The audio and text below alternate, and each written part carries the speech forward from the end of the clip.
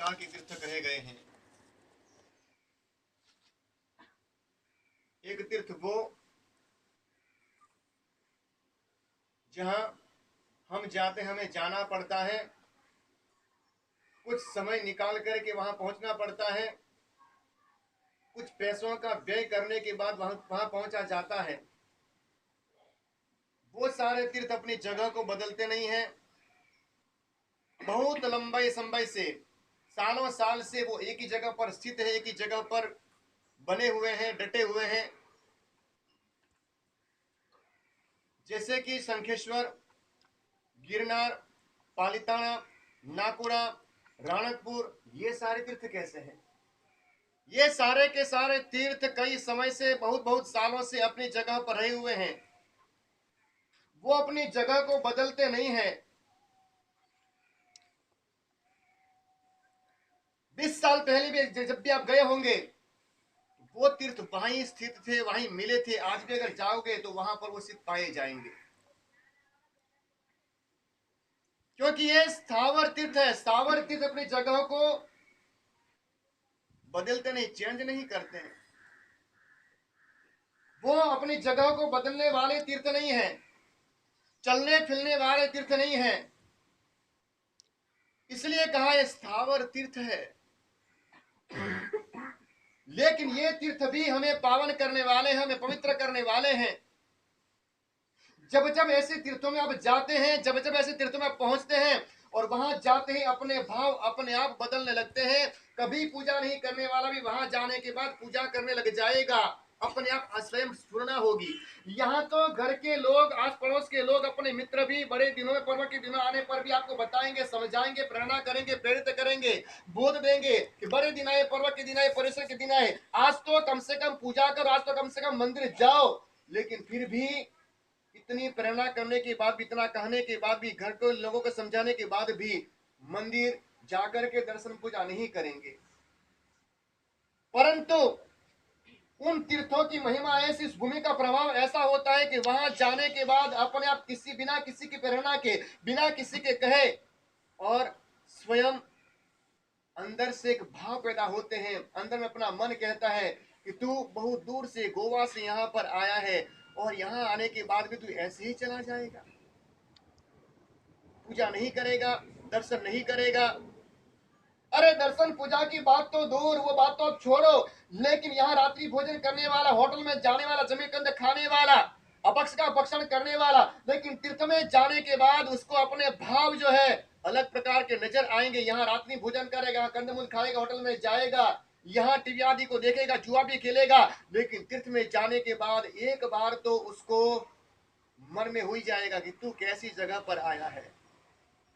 ये कोई साधारण जगह नहीं है। यहाँ कभी कभी आना होता है, यहाँ तो कई महीनों के बाद, कई सालों के बाद आना होता है। इसलिए तू ऐसे पाप मत कर। तू संसार में ऐसा करता है, घर में ऐसा करता है, ऐसा तू गलत काम मत कर। तू तो अच्छी जगह पर, पवित्र जगह पर आया है। तू तो किए हुए पापों को मिटाने के लिए आया, तू तो किए हुए पापों को खपाने के लिए आया है, और इसलिए तुझे ऐसा गलत काम रात्रि भोजन करके तुझे नहीं करना है। अंदर में ये भूमि का प्रभाव जो है, तीर्थ की महिमा जो है, हमें रोकती है गलत करने से, पाप करने से, दोषों का सेवन करने से। ये वहां के परमाणु हमें रोकते हैं।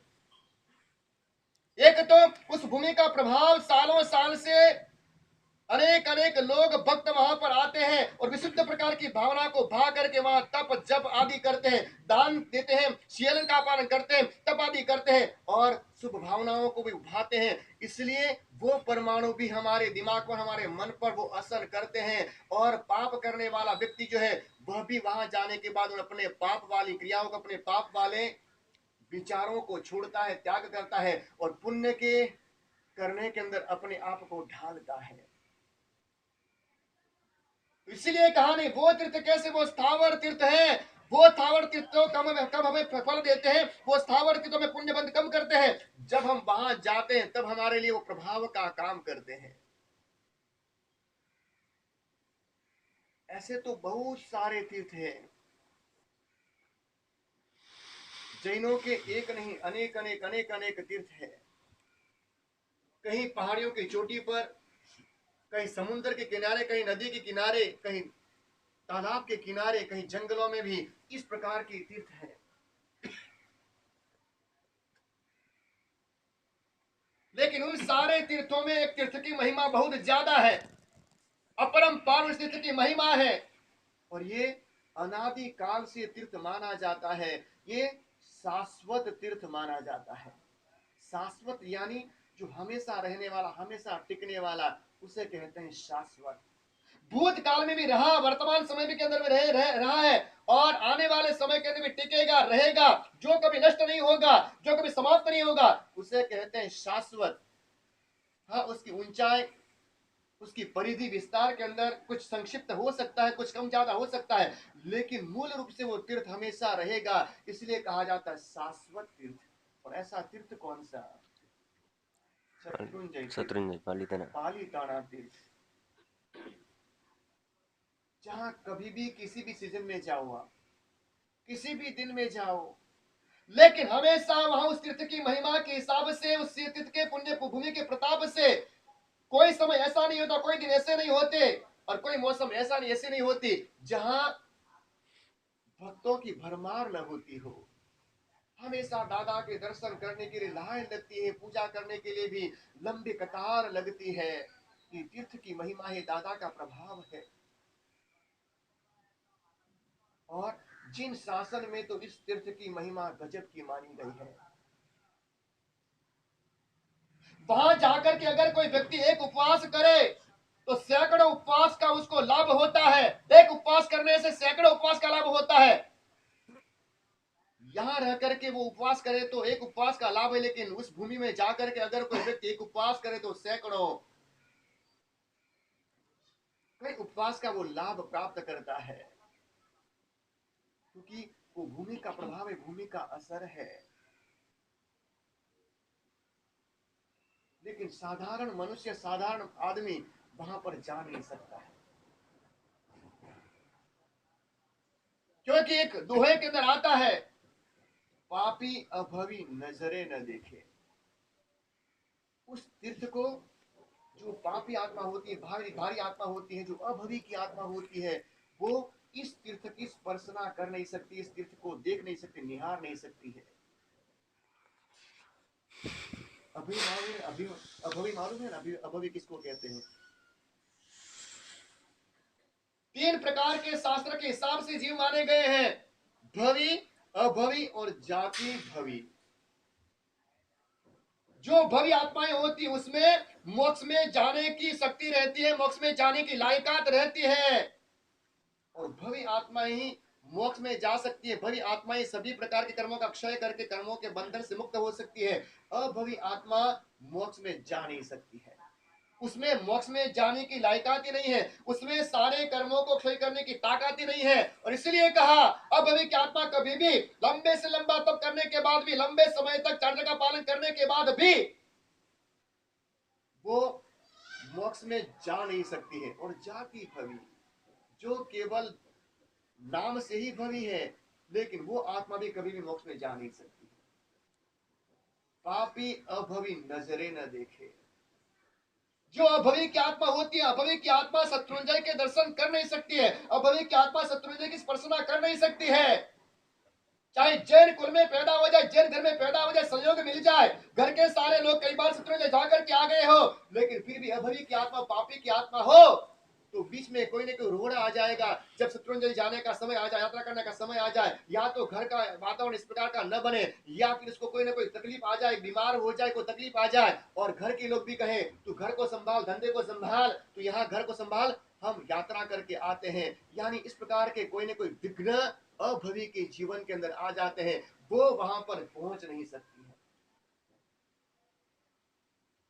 कुछ साल पहले एक ऐसी घटना हुई, जैन परिवार के सारे सदस्य, सारे साल के मेंबर जो है, शत्रुंजय की यात्रा करने के लिए जा रहे हैं, निकले हैं।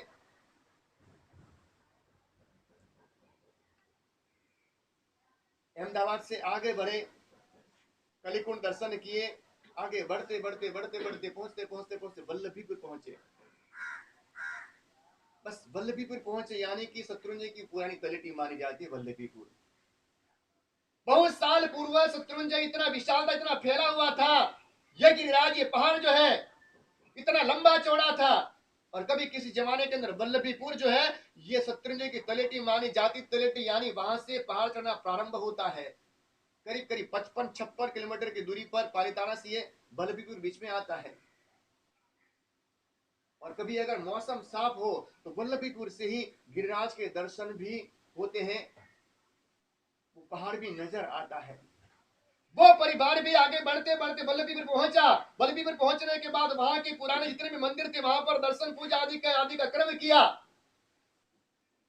और आगे बढ़ते बढ़ते थोड़े करीब पहुंचे, और जो ही गिरिराज का दर्शन वो इस प्रकार का माहौल बनता गया। और जब घर से रवाना हुए थे, निकले थे, उस समय घर के किसी भी व्यक्ति को एक नाखून में भी जरा भी कोई रोग नहीं था, कोई परेशानी नहीं थी। वल्लभीपुर पहुंचे वहां तभी किसी को कोई तकलीफ नहीं। लेकिन उस गाड़ी के अंदर एक जैन लड़का जो उसी परिवार का था, लेकिन गाड़ी के आगे बढ़ने के बाद उसकी आंखों की रोशनी चली गई, उसका देखना बंद हो गया।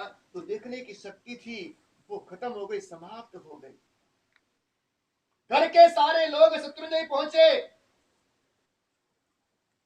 तलेटी भी पर भी गए, लेकिन सब परेशान, सब तकलीफ में। घर का ही लड़का और उसकी इस प्रकार से तकलीफ आ गई, अंधापन आ गया, देखने की शक्ति चली गई, आंखों की रोशनी चली गई। जितने भी सदस्य थे कई वर्षों के बाद, कई समय के बाद शत्रुंजय पर गए थे। उन लोगों ने तो दर्शन किए, पूजा आदि किए, लेकिन जिस लड़के की तकलीफ हुई थी, जिसके आंखों की शक्ति चली गई देखने की, वो ऊपर जा नहीं पाया। वो तो तलेटी में यानी कि धर्मशाला में ही पड़ा रहा। घर के लोगों ने यात्रा की, बस यात्रा करने के बाद वापस वो लोग रवाना हुए। और जो ही वल्लभीपुर को पहुंचे, वल्लभीपुर आने के बाद उस लड़के की आंखों की रोशनी वापस चली आई। जैसा था उसी प्रकार का वापस हो गया, उसी प्रकार से सब देखने लग गया। लेकिन शत्रुंजय पर गया, वहां पर पहुंचा, उस समय उसके आंखों की रोशनी चली गई, देखना बंद हो गया। इसलिए कहा ना, पापी अभावी नजरें न देखे। अगर भारी आत्मा है, पापों से भारी है, बहुत गलत गलत काम किए हैं, या फिर अभवी की आत्मा है, तो ऐसी आत्मा शत्रुंजय के दर्शन कर नहीं सकती है। तो शत्रुंजय तीर्थ ये महान तीर्थ है, शाश्वत तीर्थ है। कांकरे अनंत सिद्धिया, एक एक कंकर पर अनंत अनंत आत्माओं ने सिद्ध गति को पाया है। इतनी पावन, वहां का रज एक एक कण जो है इतना पवित्र माना जाता है। बहुत सारे तीर्थों में शत्रुंजय की महिमा इतनी ज्यादा क्यों?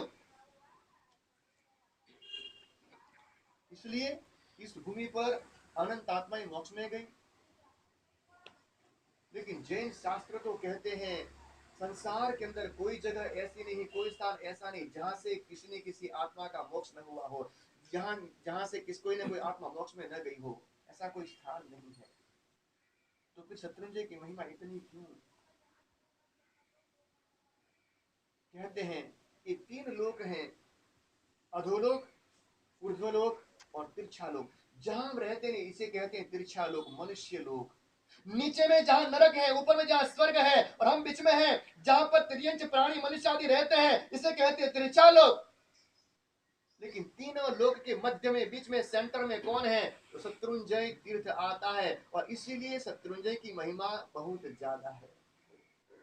अनेक अनेक तीर्थ है, सैकड़ों तीर्थ है। उन सैकड़ों तीर्थों में सभी की महिमा इतनी ज्यादा नहीं है, इतनी महिमा नहीं है, लेकिन शत्रुंजय की महिमा बहुत ज्यादा है। तो दो प्रकार के तीर्थ, एक स्थावर तीर्थ, ये सारे एक जगह पर रहने वाले तीर्थ है। इनकी गिनती किसमें होती है? स्थावर तीर्थों में इन सारे तीर्थों की गिनती होती है। दूसरे तीर्थ है जंगम तीर्थ। जंगम तीर्थ कौन से मालूम है? पता है आपको जंगम तीर्थ कौन से? एक तीर्थ स्थावर तीर्थ, जहाँ हमको जाना पड़ता है, पैसों का खर्च करना पड़ता है, समय निकालना पड़ता है, हमें पहुंचना पड़ता है, और वहां जाकर के धर्म करो तब हमें पुण्य मिलता है। ये स्थावर तीर्थ है। लेकिन जंगम तीर्थ मालूम है आपको? इसका परिचय आपको है? कभी दर्शन किए आपने जंगम तीर्थ के? दर्शन किए जंगम तीर्थ को? साधु जंगम तीर्थ साधु साधु साध्वी। साधु साध्वी की गिनती जंगम तीर्थ में होती है। वो तो एक जगह पर रहने वाला तीर्थ है, लेकिन जंगम तीर्थ चलते फिरते तीर्थ है। और गांव गांव घूम के, शहर शहर घूम के, और कभी कर्नाटक में, कभी गोवा में, कभी महाराष्ट्र में, कभी गुजरात में, कभी एमपी में, कभी राजस्थान में, कभी कर्नाटक में, अनेक अनेक जगह पर जाकर के लाभ देने वाले तीर्थ कौन से है? क्योंकि जंगम तीर्थ साधु साध्वी रूप तीर्थ है ना, ये भी तीर्थ माने गए।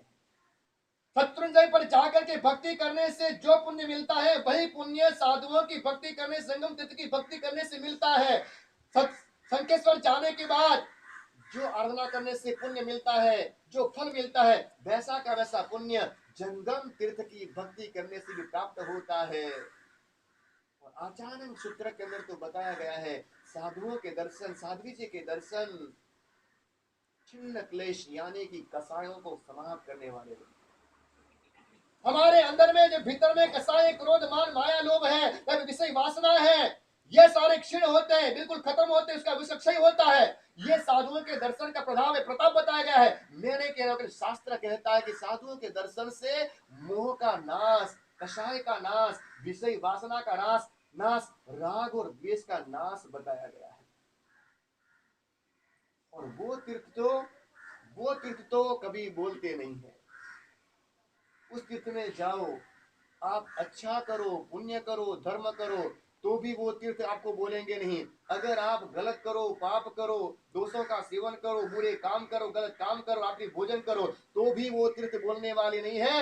लेकिन ये चलते फिरते तीर्थ जो है ना, ये बोलते हुए तीर्थ है। वो तीर्थ तो मौन तीर्थ है, चुप तीर्थ है, वो कभी बोलते नहीं है। लेकिन ये घूमते फिरते के तीर्थ जो है, जंगम तीर्थ, ये तो बोलने वाले तीर्थ है। अगर जंगम तीर्थ के सामने अगर आप गलत करेंगे, पाप करेंगे, तो आपको रोकेंगे, आपके हाथ थामेंगे, आपको टोकेंगे। ऐसे तीर्थ जंगम तीर्थ माने गए हैं।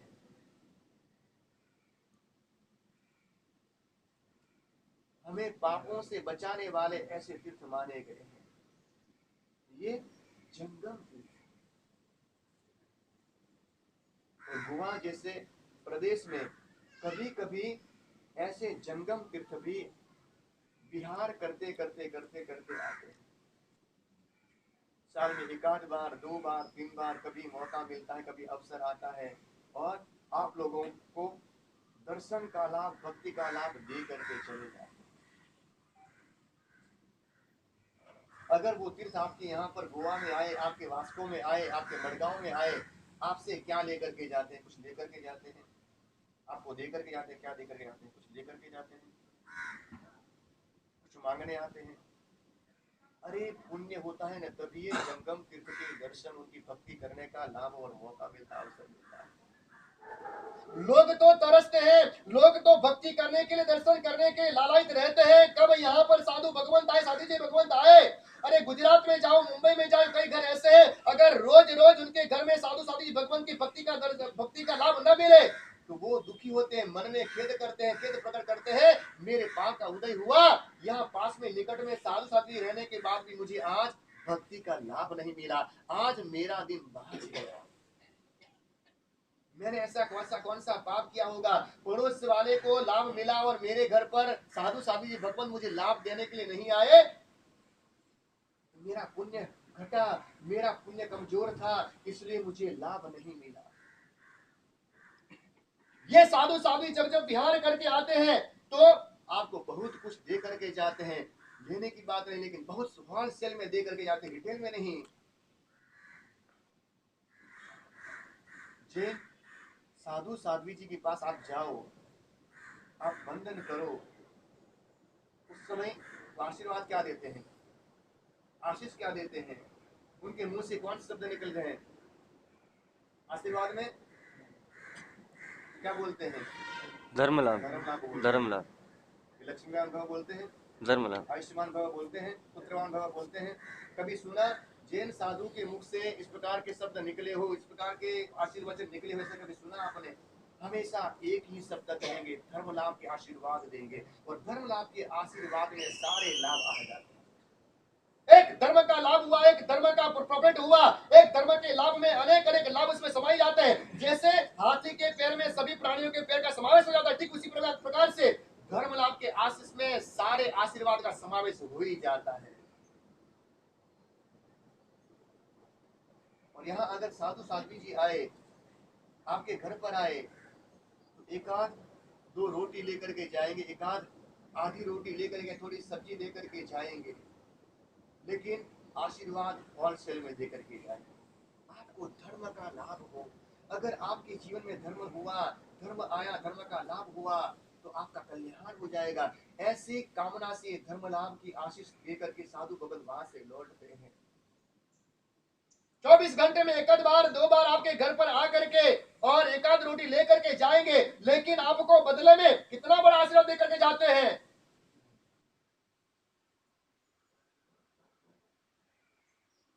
श्रावक साधु को देता क्या है? एक दो रोटी देता है, लेकिन लेता कितना है? बहुत ज्यादा लेता है। जैसे गाय होती है ना, गाय को पालने वाला होता है ना, गाय को पालने वाला सुबह में गाय को दूह लेगा और फिर गाय को छोड़ देगा। गाय कुछ भी खा करके, घास फूस आदि, प्लास्टिक आदि खा करके, कागज आदि खा करके पेट भर ले, ये मालिक देखता नहीं है। सुबह में दूध निकाला, दूध धोया और गाय को फिर छोड़ देता है। शाम को फिर गाय की उसको याद आती है, जब गाय को धोने का समय होता है, उस समय गाय कहाँ पर है, और ढूंढ करके वो लेकर के आता है और फिर दूध निकालने के वापस गाय को छोड़ देता है। अरे सार चाहिए, अगर क्रीम चाहिए तो गाय को ढूंढता है, निकाल लेता है, लेकिन जब देने की बात आती है, रूखी सूखी घास भी वो मालिक गाय को नहीं देता है। ठीक उसी प्रकार से लेता है माल और देता है कचरा। ठीक उसी प्रकार से अगर देखा जाए, आप कचरा नहीं देते हैं साधु साधु की भक्ति के, लेकिन कहने का मतलब क्या है, साधु को जो देते हैं वो थोड़ा है, लेकिन बदले में माल ही माल आप लोगों को धर्मलाभ के रूप में मिलता है। साधुनाम दर्शनम पुण्यम, साधुओं के दर्शन ये पुण्य होता है ना, तभी ये होते हैं। बिना पुण्य के साधुओं के दर्शन हो नहीं सकते हैं। अरे आपके गोवा में साधु साधु जी भगवंत आ जाए, आपके गांव में आ जाए साधु साधु भगवंत बिल्कुल निकट में आ जाए, लेकिन जब तक आपके पुण्य में न हो, आपके नसीब में न हो, तो वो साधु साधु जी के दर्शन का वो लाभ आत्मा पा ही नहीं सकती है। साधुओं के दर्शन करने के लिए भी पुण्य चाहिए। जैसे पालिताना तीर्थ में जाने के लिए पुण्य चाहिए, भव्यता की